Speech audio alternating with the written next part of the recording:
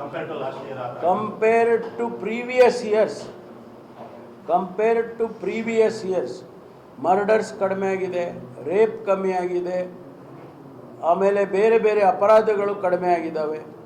ಆದರೆ ಒಂದು ಜಾಸ್ತಿ ಆಗಿದೆ, ಸೈಬರ್ ಕ್ರೈಮ್ ಜಾಸ್ತಿ. ಸೈಬರ್ ಕ್ರೈಮು ಸಂಖ್ಯೆಯಲ್ಲಿ ಜಾಸ್ತಿ ಆಗಿದೆ. ಅದನ್ನು ನಾವು ಹೊಸದಾಗಿ ಅದನ್ನು ಸವಾಲಾಗಿ ಸ್ವೀಕಾರ ಮಾಡಿದ್ದೀವಿ.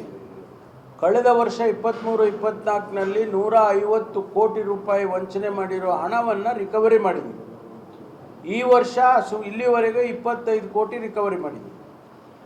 ನಮಗೆ ಚಾಲೆಂಜ್ ಇರ್ತಕ್ಕಂಥದ್ದು ಸೈಬರ್ ಅಪರಾಧಗಳು ನಮಗೆ ಪೊಲೀಸಿಗೆ ಹೊಸದಾಗಿ ಚಾಲೆಂಜ್ ಇದೆ. ಅದರ ಜೊತೆಯಲ್ಲಿ ಡ್ರಗ್ಸು ಚಾಲೆಂಜ್ ಇದೆ. ಡ್ರಗ್ಸನ್ನು ಸೈಬರನ್ನು ನಿಯಂತ್ರಣ ಮಾಡೋದರಲ್ಲಿ ಕರ್ನಾಟಕ ಇಡೀ ದೇಶದಲ್ಲಿ ಯಶಸ್ವಿಯಾಗಿದೆ.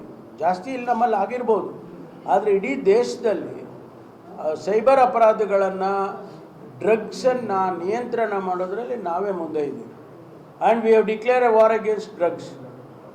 On the floor of the house chief minister has declared that drugs against drugs ಮಾಡಿದ್ದೀವಿ.